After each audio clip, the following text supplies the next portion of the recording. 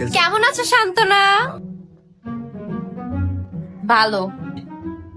সাইদ, তুমি সবসময় বলো তোমার বোন নাকি বেশি কথা বলে। কই, আমরা আসলে তো কথাই বলে না। আরে ওর কথা শুনতে চাও না, তোমার মাথা ধরে যাবো গা। তুমি তো কইছো তোমার বোন বাঁচাও, আমি তো দেখি বুয়ার মতো থাকে। আমিও খেয়াল করছি বেশিরভাগ সময় চুপচাপ থাকে। Thank you aunty.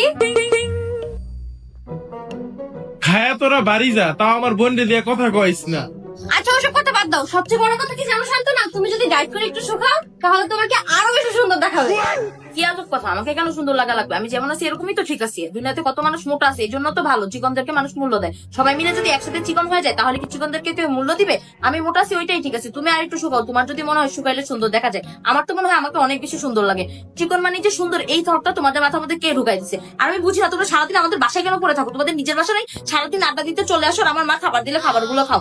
নিজের বাসার খাবার খেতে পারো না, তোমাদের বাসায় খাবার দেয় না। আর তোমাদের আমাদের বাসায় চলে আসো এরকম ড্যাং ড্যাং করে, তোমাদের বাসা থেকে কিছু বলে না? আমার আম্মু তো আমাকে অনেক কিছু বলে, আমার কোনো ফ্রেন্ডের বাসায় যাইতে দেয় না, আমি গেলেই বকাবকি করে। তোমার আব্বু আম্মু যদি তোমাকে বকতো তাহলে তুমি এরকম আমার বাসায় এসে পড়ে থাকতো না, তোমার নজরে পড়তো না। আমি মোটা নাকি চিকন, কি অসভ্য একটা মেয়ে আমাকে বলতেছে চিকন হয়ে যেতে। আমি যেমন আছে একদম পারফেক্ট চায়নার সামনে যখন আমি যাই তখন নিজেকে ঐশ্বরিয়া রায় মনে হয় যে মোটা ঐশ্বরিয়া রায়, ও তো মোটা হয়েছে তাই না? মোটা হলে কি যায় আসে, চিকন আর মোটা সব এক। কিন্তু তোমার চোখে ভিন্নতা মনে হইতেছে কারণ তোমার চোখ মনে হয় ট্যাগরা, এই জন্য তুমি দুজনকে দুই রকম দেখতে পারতেছো, বুঝছো? ভালো করে তাকায় দেখো, আমি আর তুমি সেম সেমই আছে, নিজেকে চিকন মনে করো না। তুমিও যথেষ্ট মোটা আছো, এই যে আমার আম্মুর খাবার খেতেছো, লজ্জা করে না তোমাদের? যখন যখন ড্যাং ড্যাং করে আসো, তোমরা যে আসো কখনো একটা জিনিস ভেবে দেখছো যে আমার আম্মু রাগ করে কিনা, আমরা কিছু মনে করি কিনা? শুধু আমার ভাই একটু পজিটিভ লাই দেখে তোমরা ড্যাং ড্যাং করে চলে আসবা, আমার ভাইয়ের কাছে আড্ডা দিতে চলে আসবা। নিজেদের বিবেককে প্রশ্ন করে তো কাউকে এরকম ভাবে জ্বালানো কি ঠিক নাকি? আবার আমাকে মোটা বলতেছো তুমি, তোমার সাহস কত বড়? আমি অবাক হয়ে যেতেছি। আমার আম্মু যদি শুনতে পারে তুমি আমাকে মোটা বলছো, আমার আম্মু অনেক রাগ করবে, যদি তোমাকে কিছু বলবে না, কারণ আমার ভাইয়ের বউ বানাতে চাই তোমাকে। যদি আমি তোমাকে এটা কখনো বলতে দিব না, কারণ তুমি বেয়াদব একটা মেয়ে। আমি বুঝে গেছি তুমি আমাকে মোটা বলতেছো।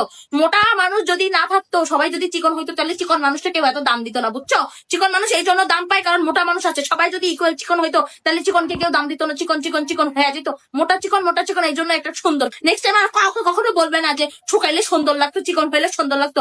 সবাই এমনি সুন্দর, তোমার দৃষ্টিকোণ পরিবর্তন করবে। আর তোমরা কালকে থেকে আমাদের বাসায় কম আসবে, ভাইয়া নিবে তোমাদের ডিসিশন। তারপরে আমি বললাম আর কি, কিছু মনে করো না আবার, আমি এমনি কম কথা বলি।